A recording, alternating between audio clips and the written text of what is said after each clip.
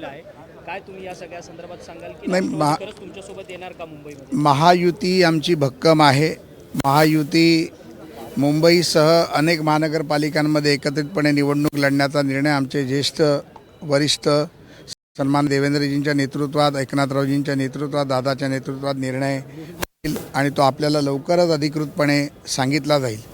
परंतु महायुती भक्कम आहे आणि महायुतीमध्ये आग लावण्याचा जे प्रयत्न करत आहेत त्यांचं स्वप्न कदापिही पूर्ण होणार नाही. राहिला प्रश्न राष्ट्रवादी काँग्रेस पक्षाबद्दल जो आपण विचारला, आमचे नेते आशिष शेलार साहेबांनी फार स्पष्ट भूमिका घेतली आहे. नवाब मलिकांच्या नेतृत्वात राष्ट्रवादी जर लढणार असेल तर राष्ट्रवादीबरोबर भारतीय जनता पार्टी कदापि जाणार नाही. ज्या नवाब मलिकांवरती दाऊदबरोबर, हसीना पारकरबरोबरचे आरोप आहेत, ज्या आरोपांना आम्हीच स्वतः ज्याच्यावरती आरोप केले होते त्यांच्याबरोबर त्यांच्या नेतृत्वात जाण्याचा प्रश्नच उद्भवत नाही.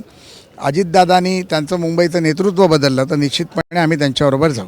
नवाब मलिकांजवळ घेता तो राष्ट्रवादी युतीतनं बाहेर असेल मुंबईसाठी. आम्ही बरोबर जाणार नाही, भाजप जाणार नाही. बाकी राष्ट्रवादींनी काय करावं हा त्यांचा वैयक्तिक प्रश्न आहे. परंतु नवाब मलिकांच्या नेतृत्वात जर राष्ट्रवादी लढली तर राष्ट्रवादी बरोबर न जाण्याचा निर्णय भारतीय जनता पार्टी करेल असं आशिष शेलारांनी म्हटलं आहे. निवडणुकीच्या तोंडावर भाजप हा निर्णय घेत आहे, मात्र निवडणुकीपूर्वी नवाब मलिक त्यांना जवळ असलेले चालतात असं सुद्धा विरोधक म्हणतात. नाही, विरोधकांना काय जातं बोलायला. आता पायाखालची जमीन घसरली आहे, दिसू लागलं आहे. आता EVMवरती पण जे बोलत होते त्या बाबतीत काल सुप्रिया सुळेने लोकसभेतच निवेदन केलं की त्याच EVMमुळे मी निवडून आली. त्यामुळे आता महाविकास आघाडीतच बेबनाव आपल्याला बघायला पाहतो आहे. त्यामुळे मुंबई महापालिकेची सत्ता गेली तर पैसे खाण्याचं कुरण उभाटाचं बंद होणार आहे. त्यामुळे आता ठाकरे ब्रँडचा आम्ही बँड वाजवला, तोही तुम्ही पाहिलात. त्यामुळे आता त्यांच्या भीतीपोटी ते महायुतीमध्ये आग लावण्याचं काम करतायत. पण आमची युती ही नॅचरल युती आहे आणि ही हिंदुत्वाच्या मुद्द्यावर झालेली युती आहे, विकासाच्या मुद्द्यावर झालेली युती आहे.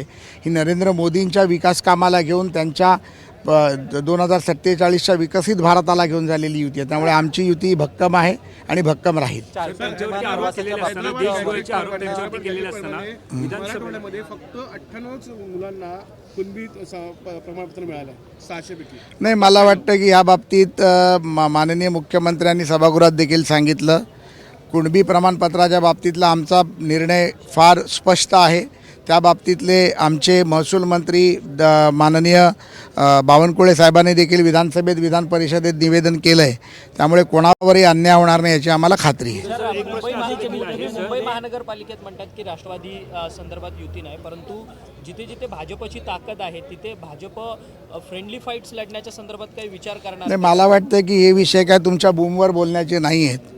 हे विषय हे बैठकीतून चर्चा करण्याचे निर्णय आहेत. त्यामुळे मला काय वाटत नाही की हे तुमच्यापर्यंत चर्चा करायला पाहिजे. महापालिकेच्या पार्श्वभूमीवरती भाजप नवाब मलिक यांचा नेतृत्वाला विरोध करत असलं तरी विधानसभेला त्यांच्या मुलीला म्हणजे सना मलिक यांना जेव्हा जागा देण्यात आली होती, सीट देण्यात आली होती, तेव्हा मात्र भाजपनं विरोध करण्यात. हे बघा, कोणी चूक केली म्हणून त्यांच्या मुलांना प्रायश्चित्त भोगावं लागेल अशा पद्धतीमध्ये द्वेषभावनेने वागण्याचा विषयच येत नाही.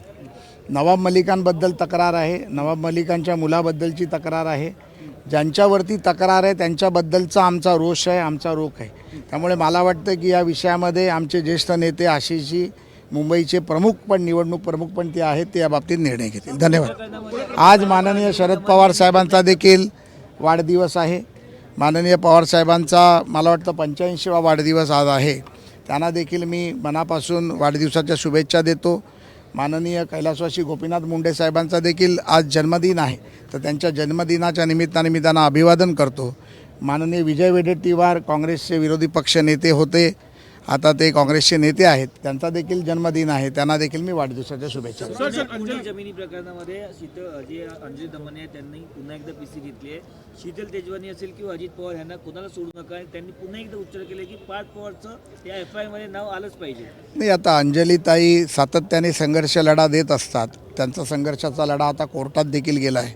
त्यामुळे तो न्यायप्रविष्ट असल्यामुळे त्या बाबतीत कॅमेरासमोर किंवा मीडियासमोर बोलणं मीडिया ट्रायल केल्यासारखं होईल. त्यामुळे ताई जे करतील ते आपण पाहतोच. धन्यवाद सर.